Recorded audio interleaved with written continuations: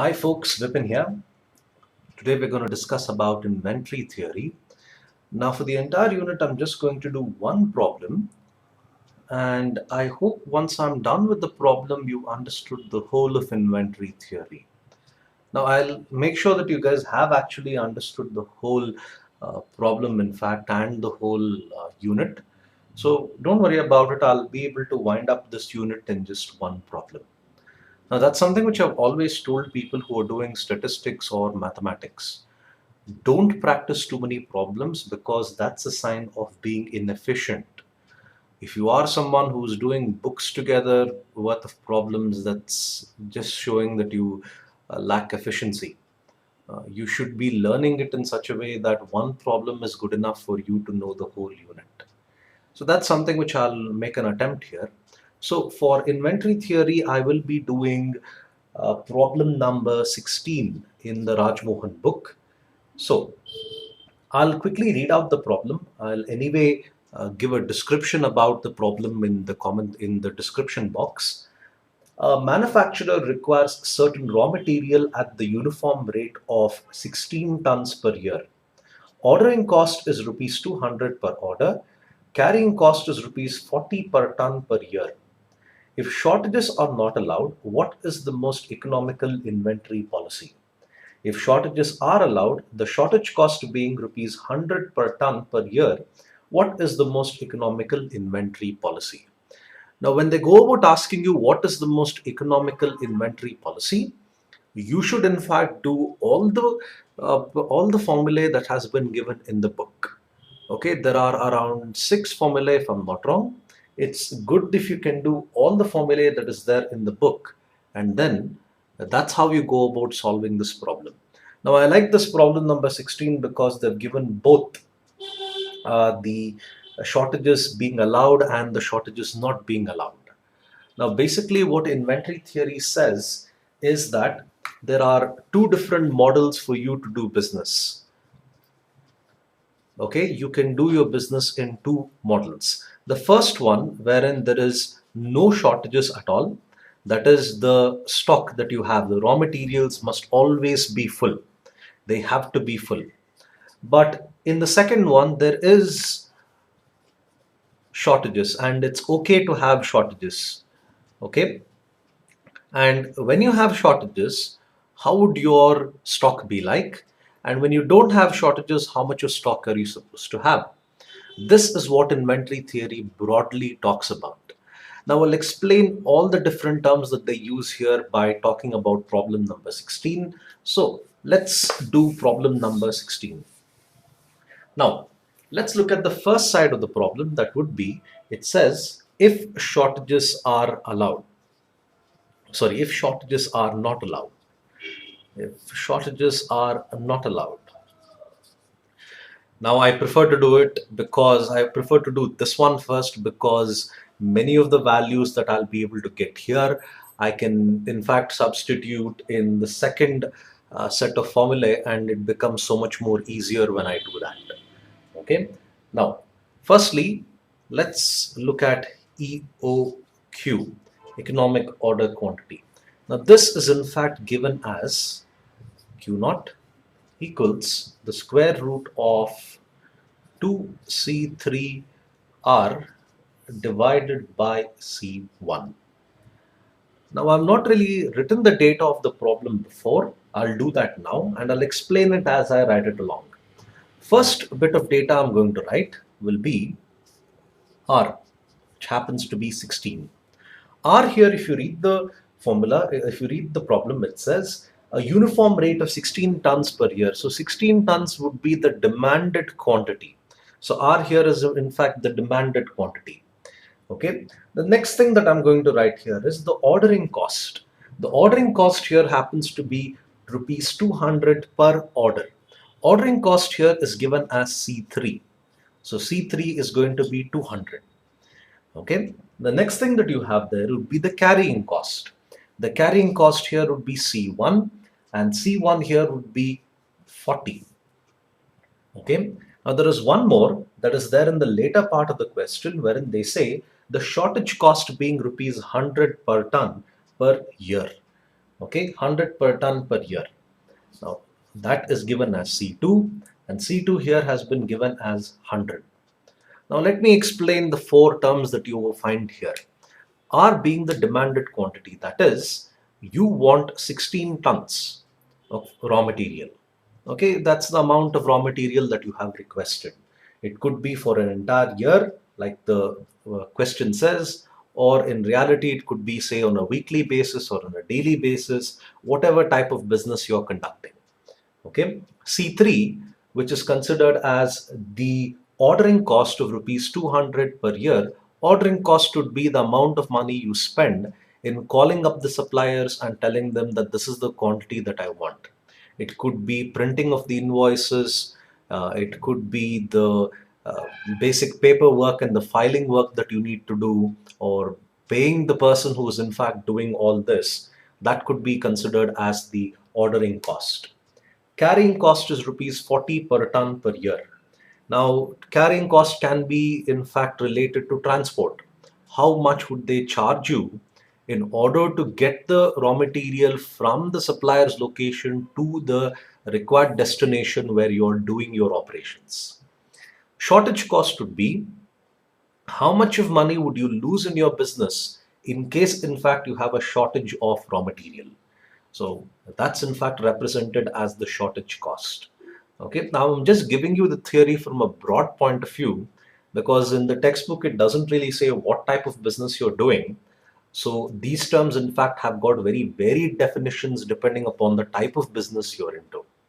So first one that you have here would be the economic order quantity. Okay, now that's been represented as Q naught, which is equal to square root of 2C3R divided by C1.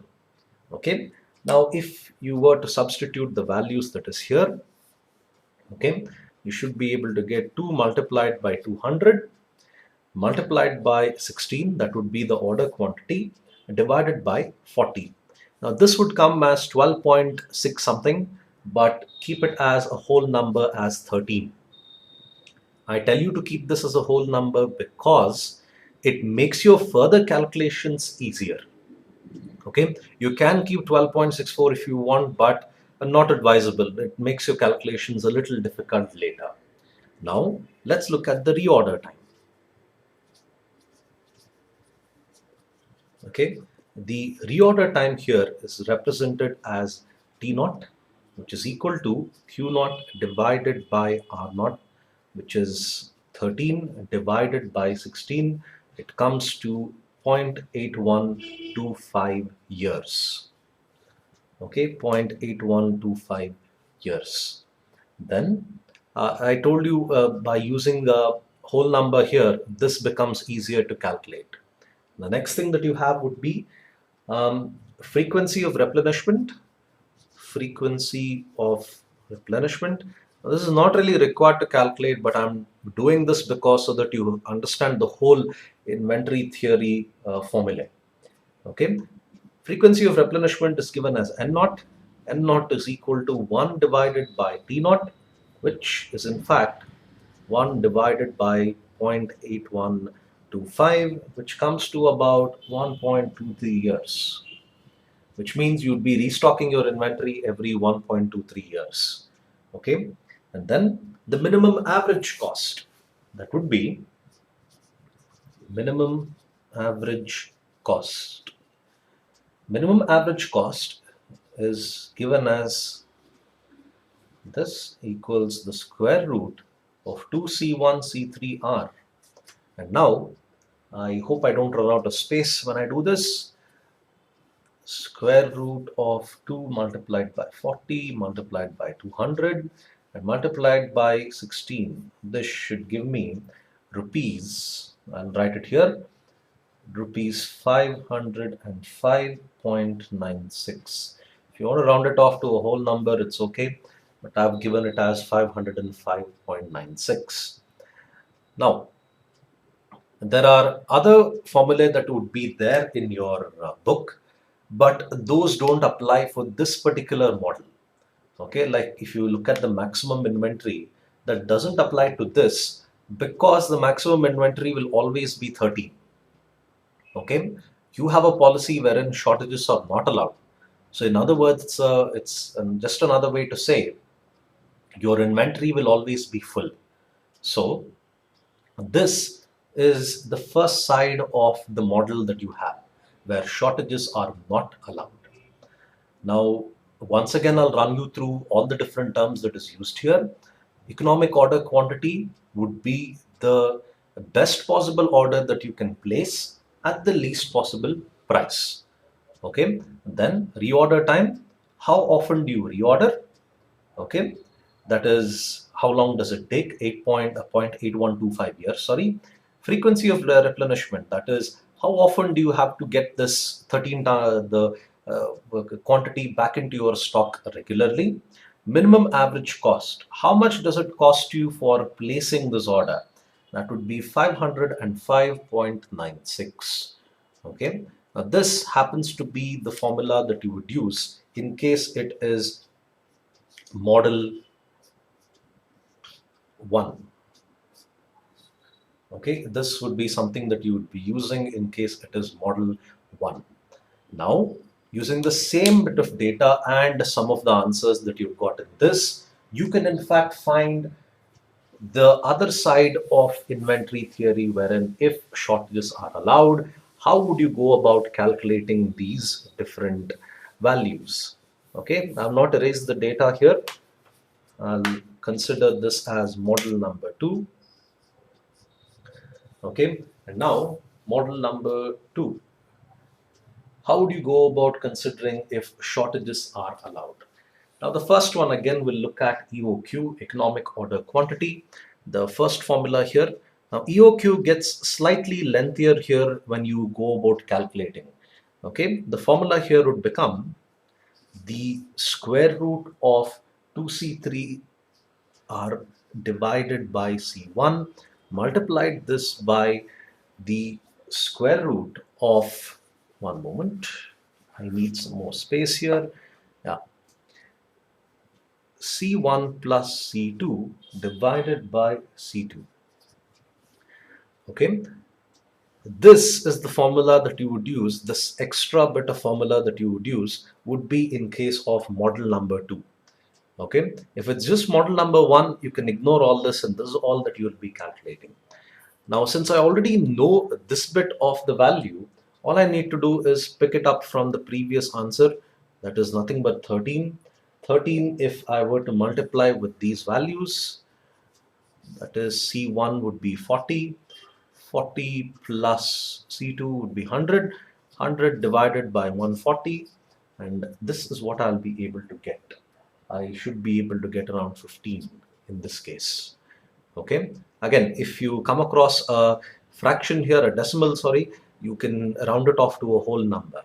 Okay, like I said, this makes your calculations later on easier.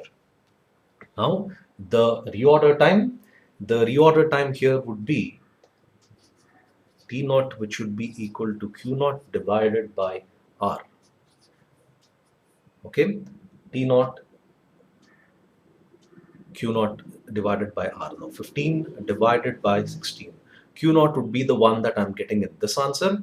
Okay, now this would give me 0.935, now 0.9375 years, sorry, 0.9375 years. This is what I should be able to get. And then frequency of replenishment. Now this is given as N naught. N naught would be equal to 1 divided by T naught. 1 divided by T naught is nothing but 1 divided by 0.9375, and this should give me 1.06 years. 1.06 years. Okay, and now coming to the other ones that gets a little bit lengthier, the minimum average cost. Okay, minimum average cost, like I said, is given as CQ naught. Now here again the formula gets slightly lengthier. The same old one which you have used in model number 1, that would be 2C1 C3R multiplied by the square root of C2 divided by C1 plus C2. Notice how the shortage cost here will be included in model number 2. Okay, so Here what I'm going to do, I've already got the value here. In the previous answer it was 505.96. Okay, 505.96. Now if I were to substitute the values here, C2 would be 100 divided by 40 plus 100 again.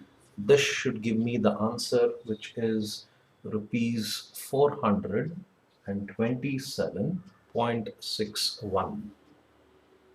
Okay, rupees 427.61. This is the minimum average cost. Okay, then there are a couple of more formula that I need to work out here. So I'll quickly erase this and I'll discuss them. So here,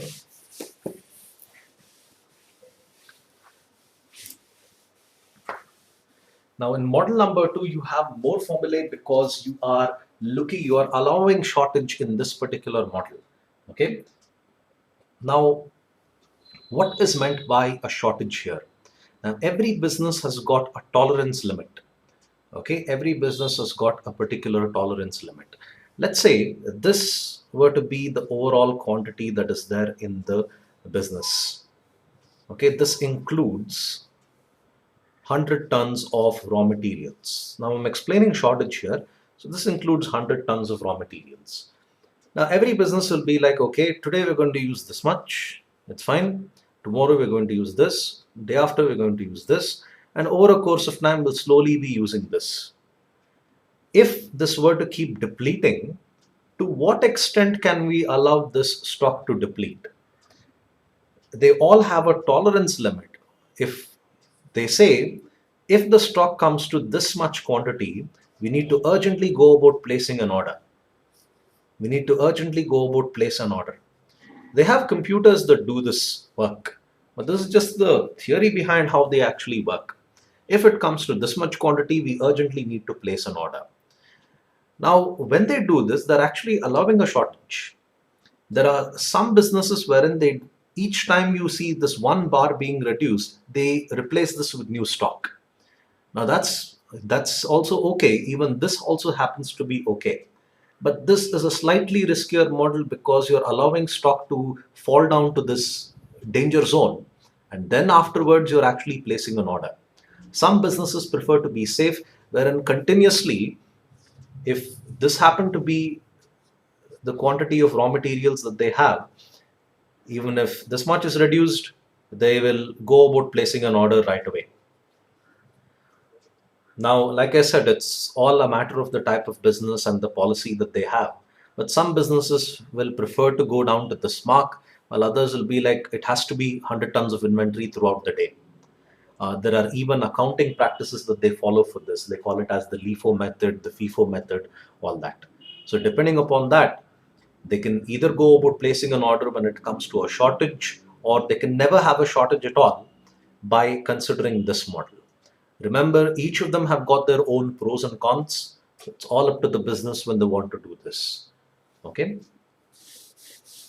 Now, coming to the remaining formula that would be there in model number 2, that would be now you have maximum inventory level. Maximum inventory level. In the previous one, the maximum inventory level would be nothing but EOQ. That would be around 13 tons. Okay. Now here, because you're allowing a shortage, you consider a different way of calculating the maximum inventory level. S naught equals C2 multiplied by Q naught divided by C1 plus C2. Okay. Now this should give you 9.28. Okay. 9.28 should be the answer that we should be able to get. This is nothing but C2 would be 100 multiplied by Q naught. This is Q naught in case shortages are allowed. So Q naught would be 15. 100 multiplied by 15 divided by 40 plus 100. You should be able to get 9.28. Okay. And then the maximum shortage that can be there. The maximum shortage that can be there here. Now here, this is calculated by Q naught minus 8 S naught. So Q naught, if you remember in the previous one, would be 15. 15 multiplied by 9.28. 0.28, you should be able to get 3.72. Now this is what inventory theory is all about. If you know the different formula and simply substitute them, you should be able to get these answers. Okay, don't really worry about all the theory that is there in this. I would suggest that you do one problem in this, because as far as I noticed, all the problem in fact in this happens to be the same. There is hardly any difference between one problem and the other. So if you are able to go through this, okay, if you're able to go through this, you should be able to answer all the questions that would come from this unit. And if I'm not wrong, this unit doesn't really have a very high weightage, and this unit happens to be ridiculously easy. Okay, if you do have any queries, let me know. If you want me to work out more problems in this unit, let me know. Thank you for your time and have a nice day, and please subscribe to my videos. Bye.